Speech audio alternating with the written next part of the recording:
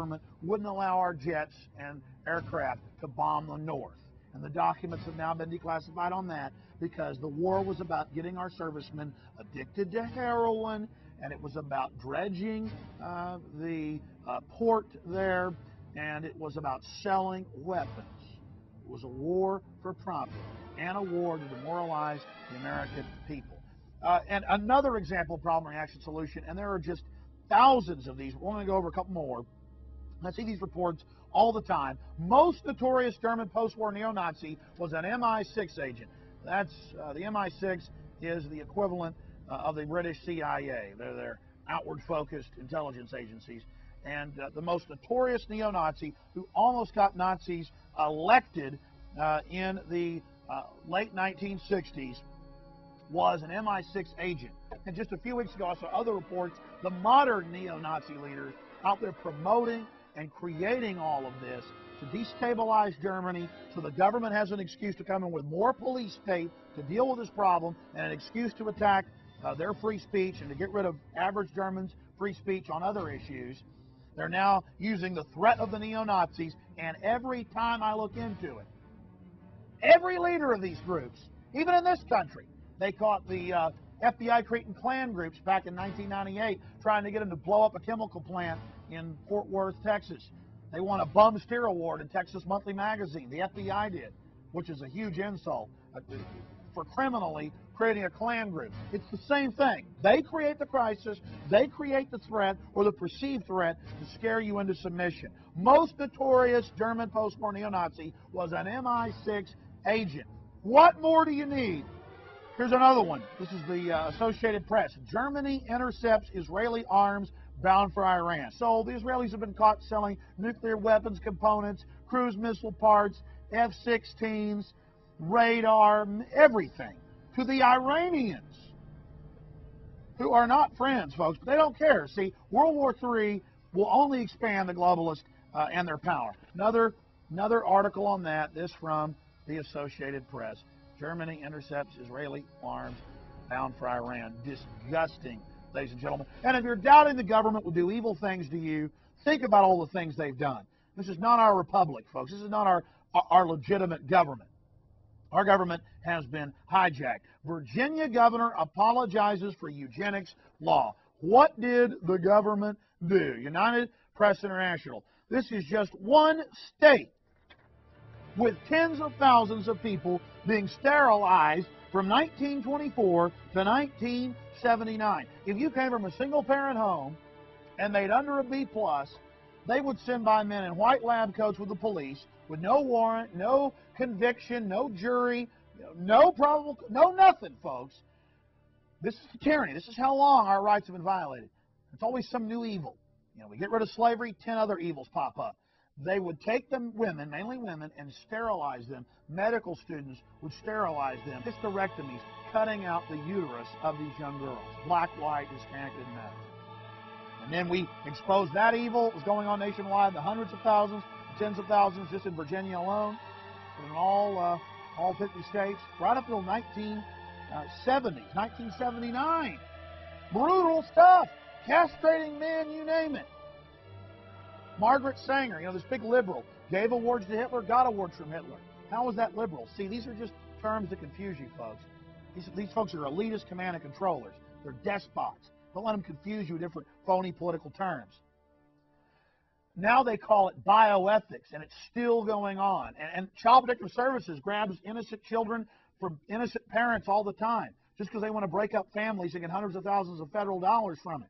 There's all these evils going on. So many evils, I couldn't cover them in 10 hours. One more example of problem, reaction, solution, then I'm going to get into what happened on September 11th, ladies and gentlemen. Government-sponsored and controlled terrorism to scare you into accepting tyranny, to scare you into accepting a total police state and the federal takeover of local governments and troops on the streets, as you're going to see from mainstream news. Of course, you say, well, mainstream's lying. Well, they don't really lie. They just throw it in your face to spin it, tell you how good all this tyranny is. Back in 1962, the Joint Chiefs of Staff, headed by L.L. Lemonster, wanted to blow up ships. They said, again, like we did the Maine, incredible, declassified, confirmed document, ABC News and Baltimore Sun reported on it back in April and May of 2001, right before September 11th. They didn't report on it after, though. The U.S. government had a plan, the government, to blow up its own ships, to bomb Washington, D.C., to bomb the Capitol, to hijack jets full of Americans and crash them, to kill astronauts in space. John Glenn, they actually list him, let him die in space, attack Marines at Guantanamo Bay using Army Special Forces, Rangers, paratroopers dressed up like Cubans. Same system over and over again, as a pretext for war with Cuba and the Soviet Union and for a domestic police state crackdown. The Northwoods document. And they say casualty list and U.S. newspapers would cause a helpful wave of indignation. What more do you need? A few super modern examples in the 1990s. It actually came out in the New York Times that the FBI cooked the bomb and trained the driver and gave him the detonators in the World Trade Center bombing. And then we saw in 1995 the government that was involved in the Oklahoma City bombing, just voluminous amounts of evidence there. But today, let's focus on September 11th and what really happened there, just some of the evidence, because there's just so many smoking guns and red flags. It would take, again, 10 hours to even cover half of it. And then we'll look at the whitewash of how the government carried out the September 11th attacks. So please stay with us and check out everything I'm about to cover, and visit Infowars.com because we have a government prior knowledge section there on the website that goes over all of this, government prior knowledge and involvement section, and you can research and check out the legislation, the news reports, the eyewitness reports, the transcripts, the interviews I've done with FBI agents and victims' lawyers, and David Schiffers, the man that impeached Bill Clinton, who said the government had prior knowledge, and he tried to warn Bush, and Ashcroft, and in my interviews with Judicial Watch and Larry Klayman, saying the government had prior knowledge. Just all of this information, a lot more we can cover here, and the two previous films I've made and the book I've written about September 11th are all online at Infowars.com. I know this stuff is painful. I know it's hard to believe, but look at history. Is it any surprise? The point is, we've got to speak out. We've got to say no, because the government's telling us give up our liberty for security. But throughout history, anybody that gives up liberty gets tyranny.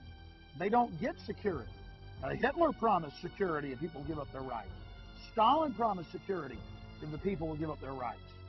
Pol Pot promised security if people will give up their rights. But all they got was death and destruction. All they got was slavery, feudalism. America is dying, folks, and you got to speak up. You can't count on somebody else to do it.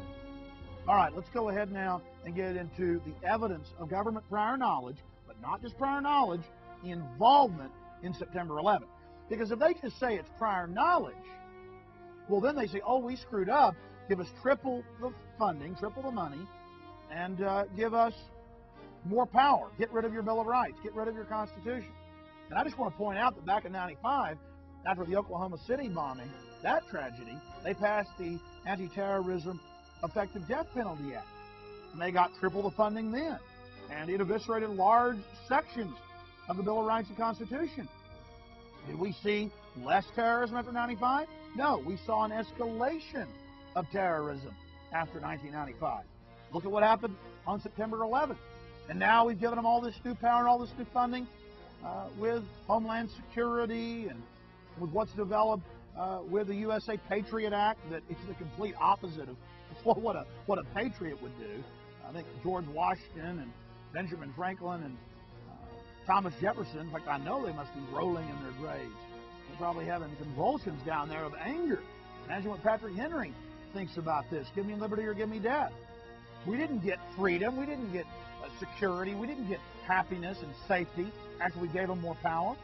You give the intelligence agencies more power and more control, do they really have an incentive to stop the terrorism? No, they have an incentive to engineer the terrorism, and that's what happened on September 11th. So let's go through the evidence of prior knowledge and involvement. So they had to come out with this news of, okay, we did have prior knowledge because we're a bunch of buffoons because all this evidence came out. So they said, oh, it's an accident we let the attack take place. Our government funded, trained, protected. Why, they founded Al Qaeda.